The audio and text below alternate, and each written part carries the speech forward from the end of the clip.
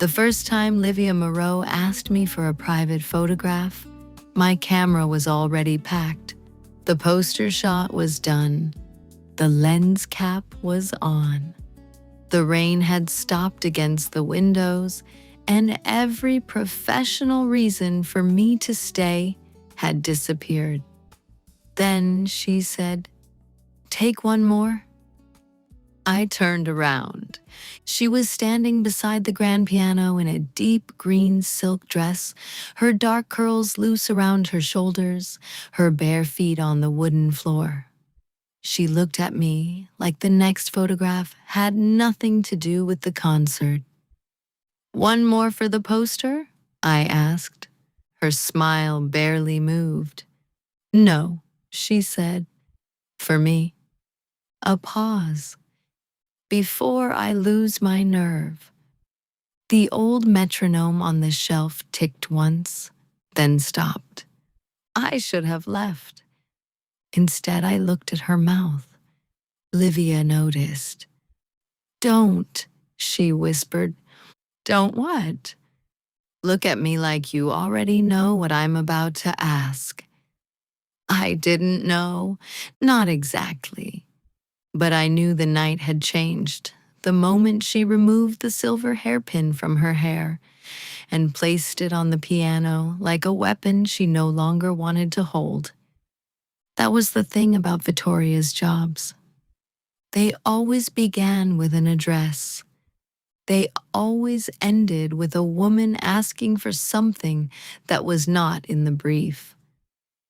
But I should start earlier, because 12 hours before Livia Moreau looked at me like that, I still thought this was only another assignment. Vittoria texted me at 7:12 that morning. "Private assignment tonight, one location, concert poster, pianist, difficult woman, beautiful room. Don't be late. No hello, no explanation, no warning." That was Vittoria's style. When Vittoria called a woman difficult, it usually meant three things. She was rich enough to be rude, beautiful enough to get away with it, and lonely enough to make the room dangerous. I typed back, "For work?" Her reply came almost immediately, "Usually, Dahlia." Then another message, "Concert pianist, private instructor, first solo performance in 5 years, needs poster shots by morning, brings soft lenses, she hates flash, 5 years." That was the detail that stayed with me. 5 years meant silence. 5 years meant something had broken. 5 years meant this was not just a woman preparing for a concert. This was a woman returning to a room that had once swallowed her whole. I asked Vittoria one more question. "Why me?" She took longer to answer. "Because she dismisses photographers who try to make her comfortable. And you have a habit of making difficult women forget the camera is there." That was not a compliment. Not exactly. With Vittoria, compliments usually came with a hidden bruise. Then she added, "Don't let her make you feel small. She does that without noticing." I typed, "That sounds like noticing." Vittoria did not answer for almost a full minute. Then, "Good luck." That should have told me everything.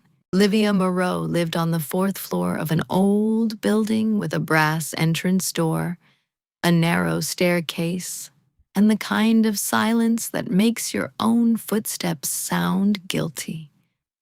I stopped outside her apartment before knocking. Piano music was bleeding through the door. Not a full piece, a phrase, then silence. The same phrase again, climbing higher, then breaking, before it reached the place it wanted. It sounded like a woman walking toward the edge of herself and refusing to jump. I lifted my hand. The music stopped. The door opened. Livia Moreau was not beautiful in a simple way.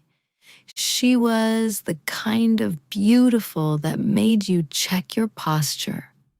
Tall, warm brown skin, dark curls pinned back so tightly they exposed the sharp architecture of her cheekbones.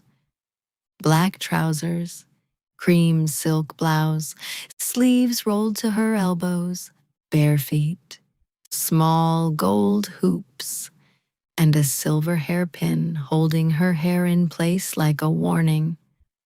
Her eyes moved over me once, camera bag, face, hands, back to the camera bag. Dahlia Voss, she said. Her voice was low, rough, controlled. Yes, you're early. I checked my phone. 2 minutes. I said 8. It's 7:58. That is early. I almost smiled. Should I wait in the hallway? Her mouth changed. Not a smile, the memory of one. No, she said, come in before the rain claims you. The apartment surprised me. I expected white walls, black furniture, a cold room for a cold woman. Instead, it was warm.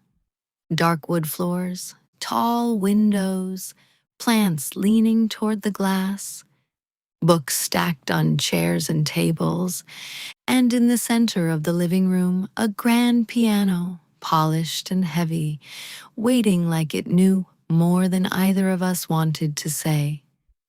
On a shelf beside it stood an old metronome, cracked, silent. I looked at it for half a second too long. Livia noticed. It doesn't keep proper time anymore, she said. Why keep it? She looked at the metronome, then at me. Because neither do I. The answer came too fast. We both heard it. She looked away first. Good. There was someone under the discipline. That always made the work harder. She gestured toward the piano. One image, she said, clean enough for the poster, emotional enough to sell tickets, elegant enough not to embarrass the foundation. Sounds simple. It is not. No, I said. Simple photographs badly. Her gaze sharpened. You talk like Vittoria said you would. What did she say? That you make people comfortable before you become dangerous. I lowered my camera bag. That sounds like a threat. It sounded like a warning. But she did not look warned. She looked tired. And tired women are often more dangerous than cruel ones. Cruel women want control. Tired women want the truth to stop following them. Livia Moreau was not cruel. That was the problem.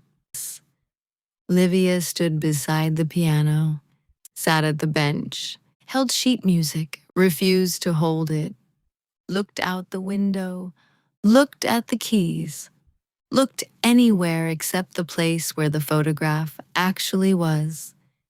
Every time I raised the camera, she became perfect. That was the problem. Her chin lowered exactly enough. Her hands arranged themselves like glass. Her mouth softened into something expensive and empty. She knew how to become an image. She did not know how to stay inside one. After the 17th shot, I lowered the camera. She noticed immediately. What? Nothing. That was not nothing. I looked past her toward the silent metronome. You're stopping. Her expression cooled. Excuse me? Before the part you want? I am standing still for a photograph. No, I said. You're posing as a woman who refuses to pose. The room changed. Her arms crossed. I am trying to get one acceptable image before midnight. You're trying to look like you don't care if anyone comes to hear you play. That hit her, not loudly, deeply. Livia laughed once, no humor in it. Vittoria chose you carefully. I'm just taking pictures. No, she said. You're opening drawers. Only the ones rattling. She looked away first. Then she walked to the window. The rain slid down the glass behind her. Her posture changed when she thought I was no longer shooting. Her head lowered. Her hand touched the curtain. Her mouth forgot to defend itself. I lifted the camera. Click. She turned. That wasn't arranged. I know. Delete it. No. She crossed the room slowly, controlled, dangerous in the way music becomes dangerous when it gets quiet. Show me. I held the camera, but I did not hand it over. She leaned close enough to see the screen, close enough that her shoulder brushed mine. The photo was simple. Livia by the window, head bowed, one hand on the curtain, mouth unguarded, shoulders lower than they had been all night. She stared at it. I look afraid, she whispered. No, I said. She looked at me. You look like you're listening for something. To what? I don't know yet. Her breathing changed. Barely. Enough. You can't use that for the poster. Maybe not. No. Okay. She blinked. You agree? I won't use a photo you hate. I don't hate it. The words slipped out before she could stop them. And the room heard. That was the first real photograph of the night. Not the one that would sell tickets. The one that made Livia Moreau realize she had already been seen. Back of her head, a nervous gesture, the first crack. I was 18, she said.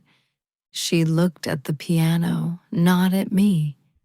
The first time someone made a poster of me. I said nothing. That was the safest way to make a woman keep talking. White dress, hair pinned, hands folded.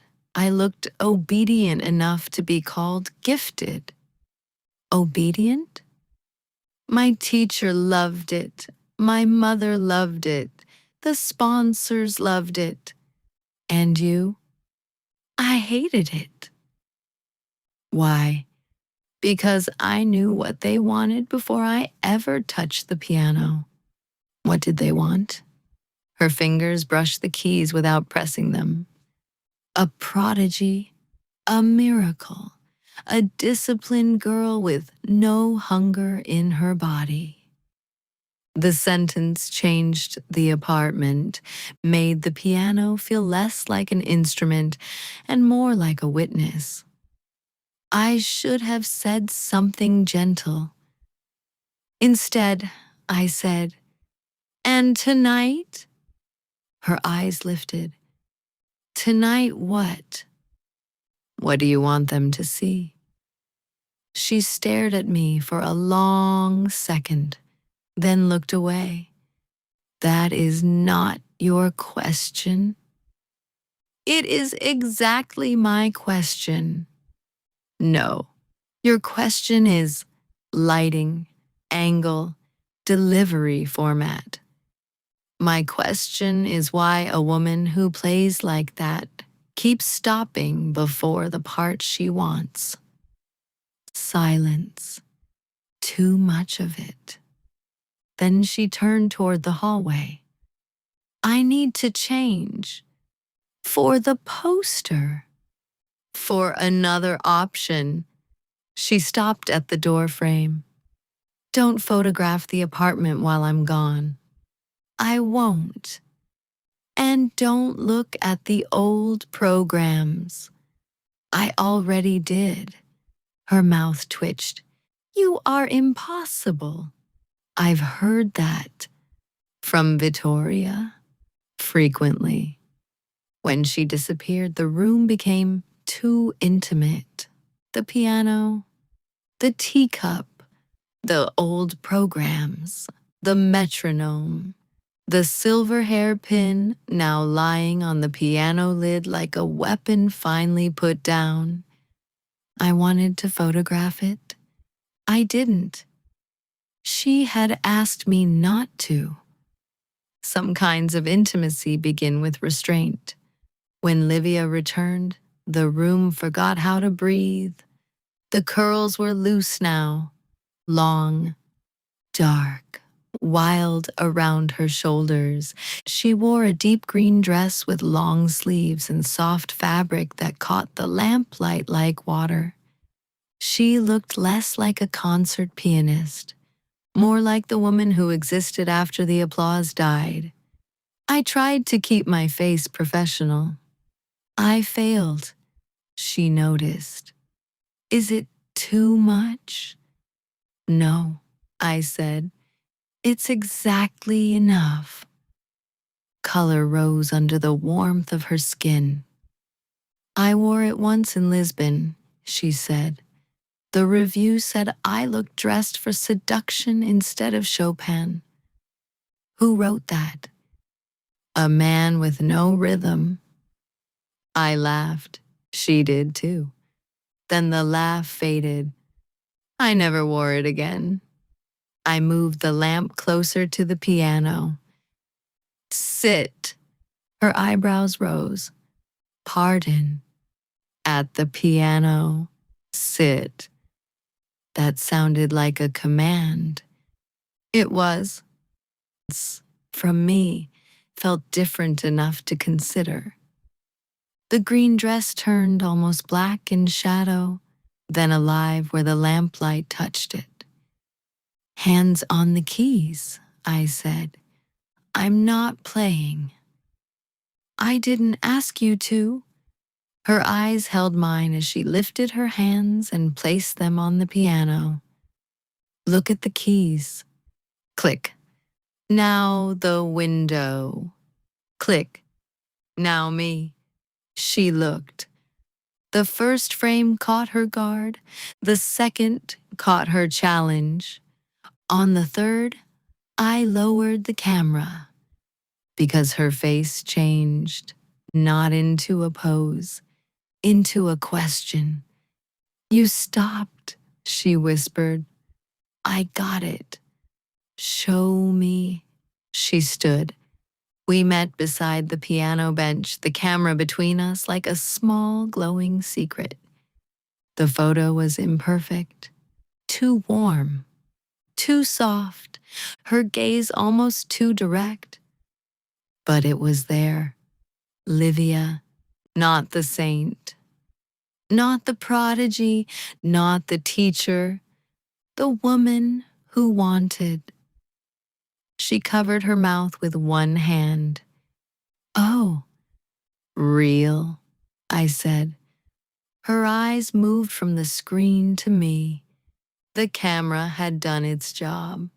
Now it was only something we were both hiding behind. May I ask you something unprofessional? She said. Ask. If you say no, I will make tea and will pretend I asked about file delivery. Very elegant escape plan. I have several. What do you want? Her hand found mine on the camera. Warm, careful. I want one more photograph, she said. Not for the poster. Not for Vittoria. Not for anyone who thinks they know what I should look like. My pulse made a terrible decision. What kind? Her voice lowered. The woman who played when the room wasn't empty. I looked at the piano, then back at her. You want to play? No. The answer was too quick. She closed her eyes and corrected herself. Yes. That was the first time all night she changed an answer in front of me. It felt more intimate than touch. Then play. I can't. You played before I knocked. That was private. So is this. Her eyes opened. The words landed, but she did not move toward the grand piano. Instead, she walked past the kitchen to a narrow door I had assumed was a pantry. She took a key from her pocket, then stopped. This is still the apartment, she said, but this room is not for guests. I can stay out here. I know. She looked at me. I'm asking you not to. Then she unlocked the door, and I followed her into the room no one else was allowed to hear. From me felt different enough to consider. The green dress turned almost black in shadow, then alive where the lamplight touched it. Hands on the keys, I said. I'm not playing. I didn't ask you to. Her eyes held mine as she lifted her hands and placed them on the piano. Look at the keys. Click. Now the window.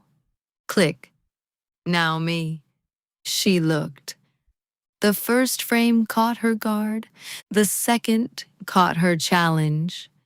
On the third, I lowered the camera because her face changed, not into a pose, into a question.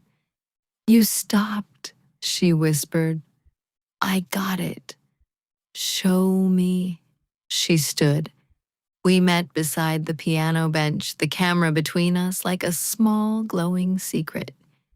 The photo was imperfect, too warm, too soft, her gaze almost too direct. But it was there. Livia, not the saint, not the prodigy, not the teacher, the woman who wanted. She covered her mouth with one hand. Oh, real, I said. Her eyes moved from the screen to me. The camera had done its job. Now it was only something we were both hiding behind. May I ask you something unprofessional? She said. Ask. If you say no, I will make tea and will pretend I asked about file delivery. Very elegant escape plan. I have several. What do you want? Her hand found mine on the camera. Warm, careful. I want one more photograph, she said. Not for the poster. Not for Vittoria. Not for anyone who thinks they know what I should look like.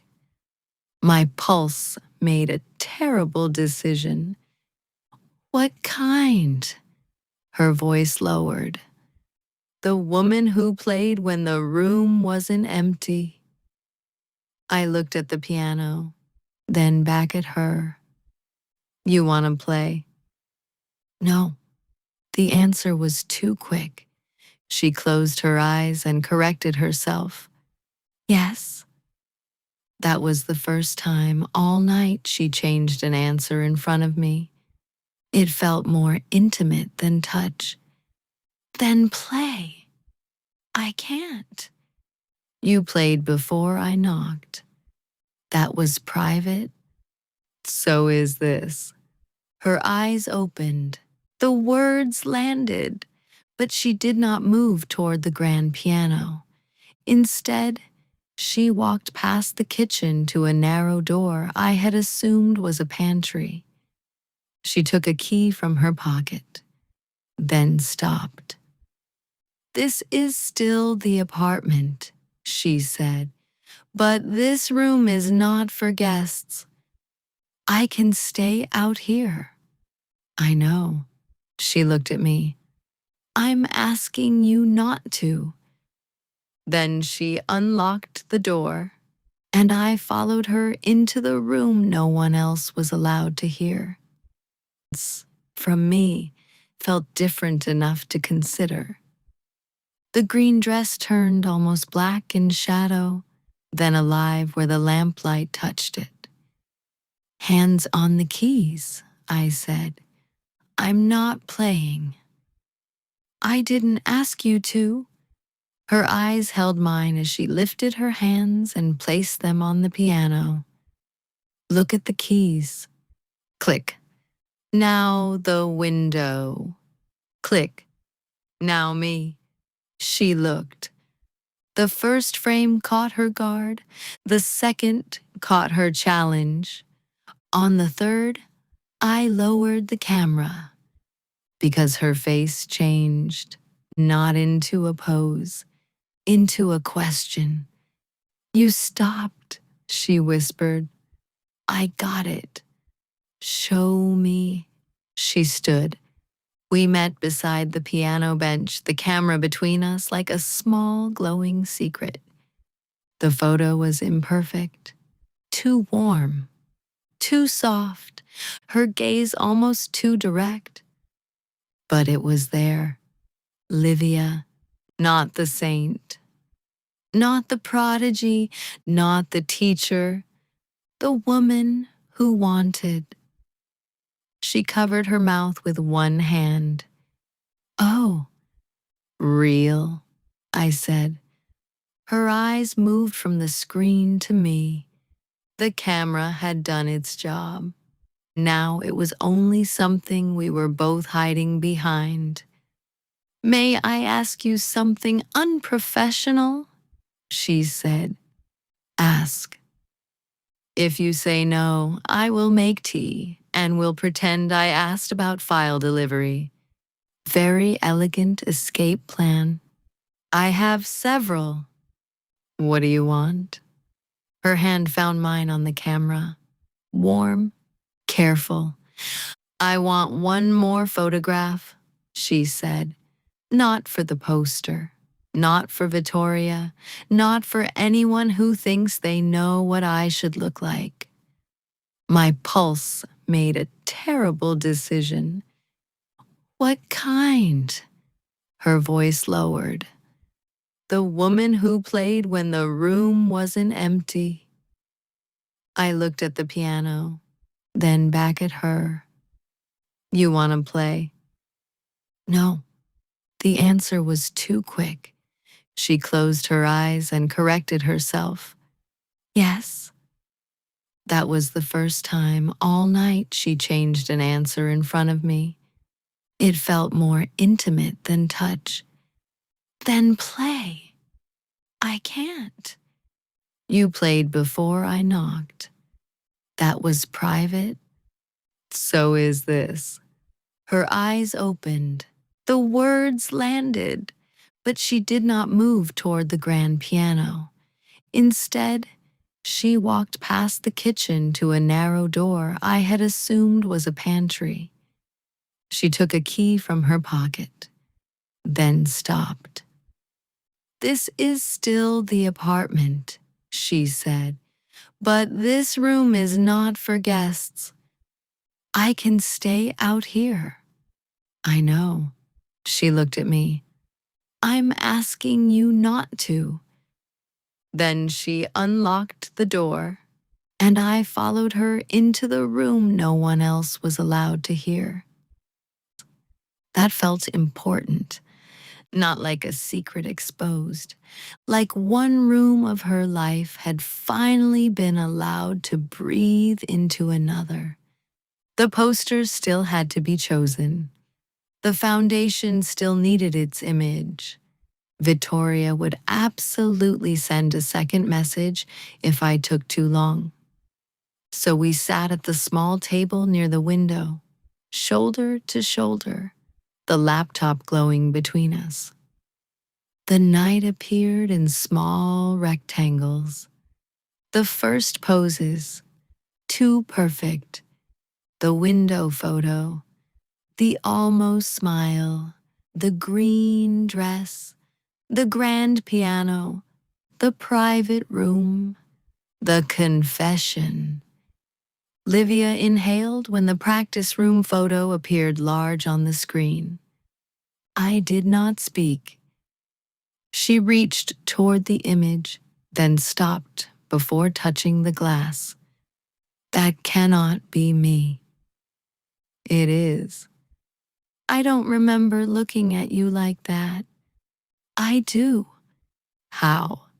Because it changed the room. Her mouth softened. You say things like that and then pretend you are practical. I contain multitudes. You contain trouble. Vittoria says the same thing. Vittoria recognizes her own kind. I raised an eyebrow. Should I be offended? No, you should be warned. Her knee touched mine under the table. Not by accident. We chose the poster image next. Livia in profile at the grand piano, green dress dark against the wood, curls falling over one shoulder, hands hovering above the keys, face turned slightly toward the rain like she was about to play something that would ruin everyone politely. It had the concert in it, the room, the invitation, the woman returning to herself. That one, she said. For the poster? Yes. I marked it. Then I marked the private one too. The one where she looked alive in a way no foundation committee needed to understand. That one is yours, I said. Only mine, only yours. And yours? I met her eyes. If you want? She smiled. I do. My phone buzzed. Vittoria, did she behave? I laughed. Livia tilted her head. Her? I showed her the screen. Something wicked crossed her face. May I? I handed her the phone. She typed slowly, deliberately, then gave it back. No, but we got the shot. A minute passed. Vittoria replied. I assumed both would be true. Livia laughed. She's unbearable. Yes, I said, but useful. The poster file exported while Livia watched the progress bar like it was a medical result. Will they like it? She asked. The foundation? The foundation, the hall, the board, the donors, the people who remember me when I was 18 and obedient enough to be gifted. They'll like it. And if they don't, then they're wrong. She looked at me. That simple? No, but simple answers are useful in emergencies. Are you sure now? No. Good. Good? Sure is overrated. You can play without being sure. She looked toward the open practice room door. I don't know if I can play the whole piece. The one you kept stopping. Yes. Do you want to try? Now. Now. It's late. Your walls are soundproof. She narrowed her eyes. You were paying attention. I always am. That is becoming apparent. I sent the poster image to Vittoria, then to Livia. Then I closed the laptop halfway. Work could wait one breath longer. Livia stood. For a second, she looked nervous again. Not the cold nervousness from the beginning. A softer kind. The kind that comes when the locked door is already open, and now you have to choose whether to walk through it. I'll sit in the living room, I said, if that helps. No. She looked toward the practice room. Come with me. So I did. This time, the private room felt less forbidden, more alive. Livia sat at the upright piano. I sat on the low sofa across from her, camera beside me, but untouched. No photos, she asked. No photos. Promise? Promise? She placed both hands on the keys. The first notes came slowly, the same fractured phrase I had heard through the door before I knocked. She started, stopped, inhaled, began again.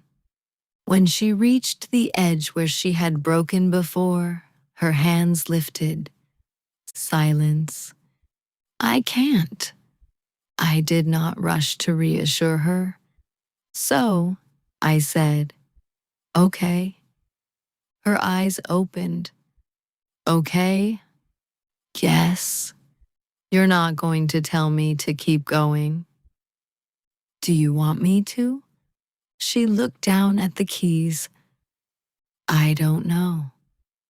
Then I'll wait. The room became quiet, not empty. Quiet.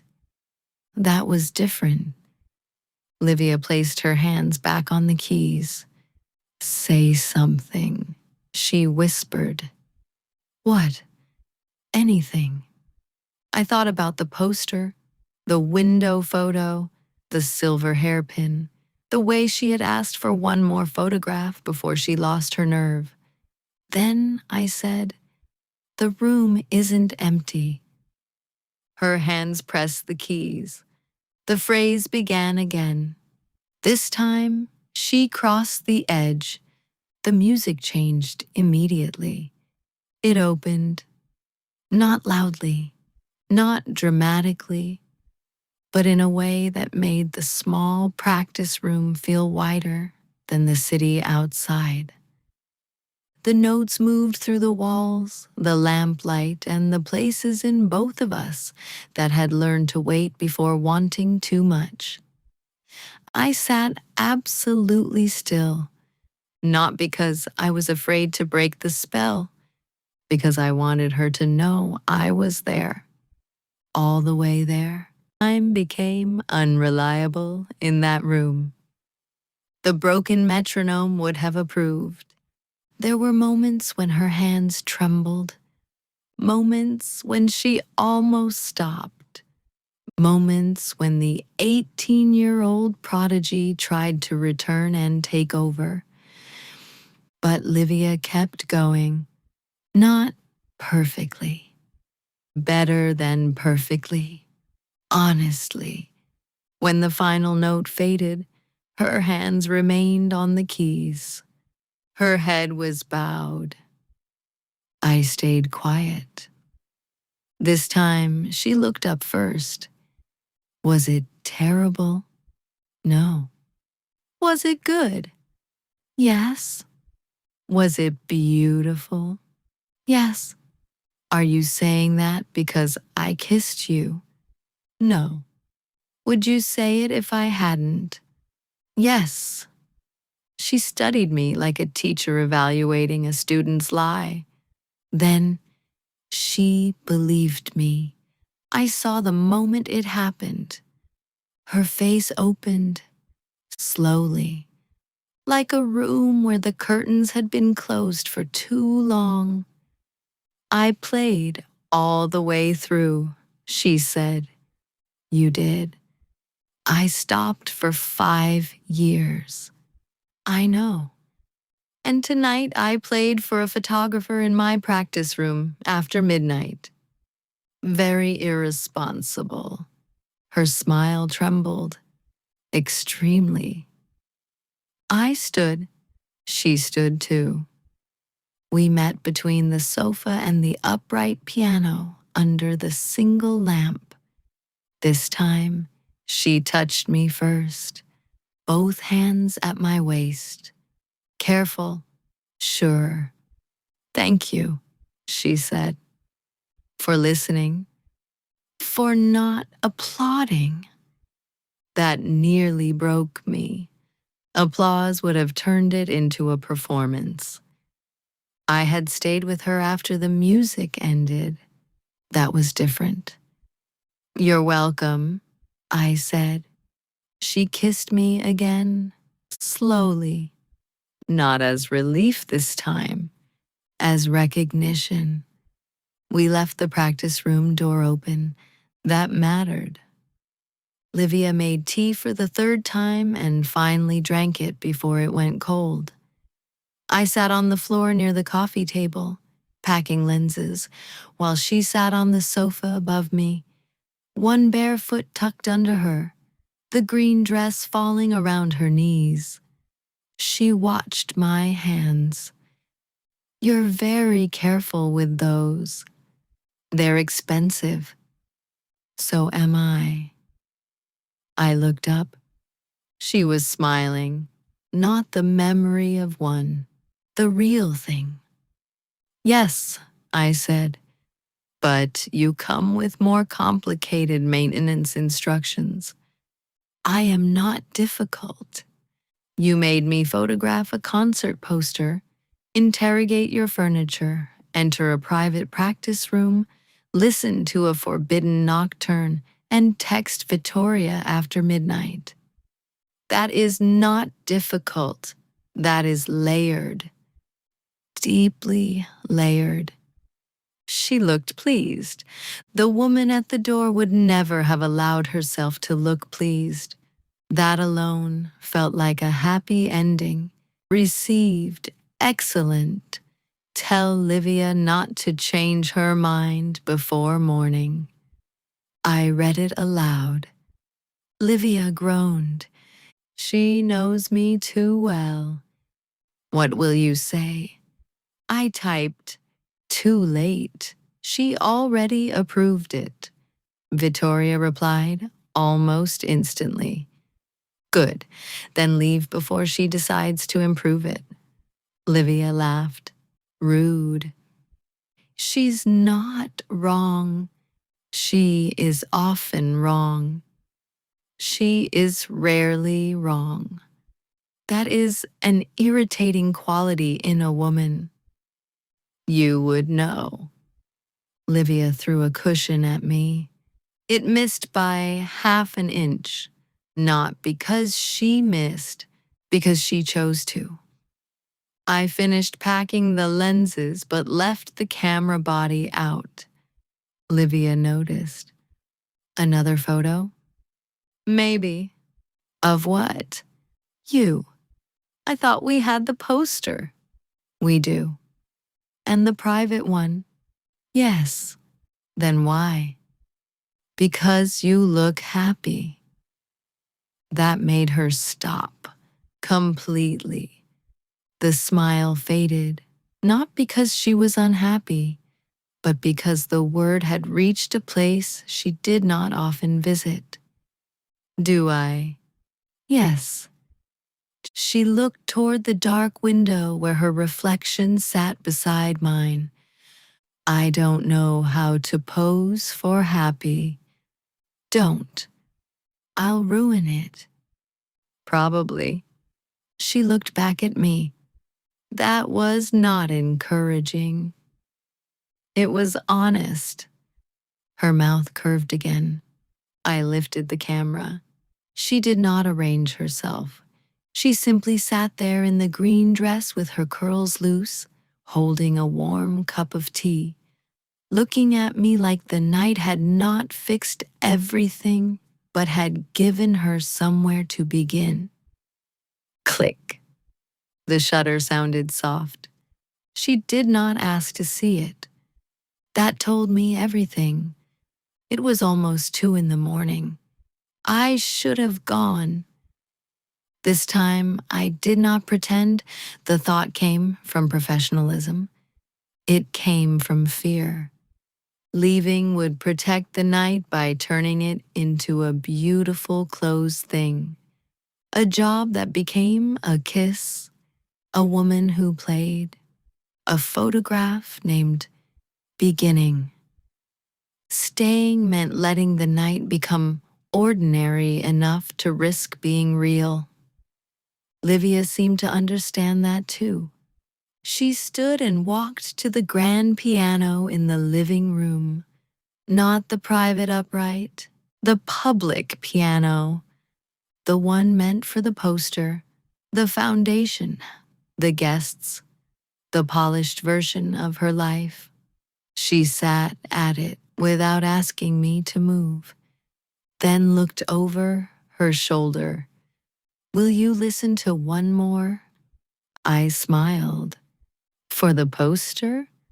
No, for me. For us. No announcement, no drama, just a small rearrangement of the air. I sat on the edge of the sofa, camera in my lap, lens cap on. She noticed. No photos? No photos. Promise? Promise. She placed her hands on the keys. This time, the music did not start broken. It began slowly, yes, but whole. She played the same phrase I had heard through the door when I arrived, but now it knew where it was going. It climbed to the edge and crossed. I listened. The camera stayed in my lap. Some photographs are taken by refusing to take them. When the final note faded, Livia turned immediately to look at me. The room was not empty. We both knew it. She stood. I stood too. She crossed the room and stopped in front of me. I'm going to play the concert, she said. Yes, I'm going to wear the green dress. Good. And you are going to sit where I can see you. Bossy. I teach advanced adults. It happens. I laughed. She touched my face again, less afraid this time. Stay until morning? She asked. The question was quiet, clear, not pressure, not a command, an open door. I thought of Vittoria's warning. Don't let her make you feel small. Livia had made many things happen in me that night. Small was not one of them. Yes, I said. Her smile came slowly, full this time, unpinned. Good. And that was how the assignment ended.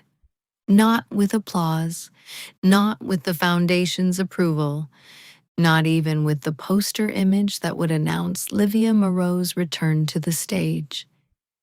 It ended in the same apartment where it began, with the rain stopped outside, the practice room door open, the silver hairpin forgotten on the piano, and the camera finally resting untouched on the table.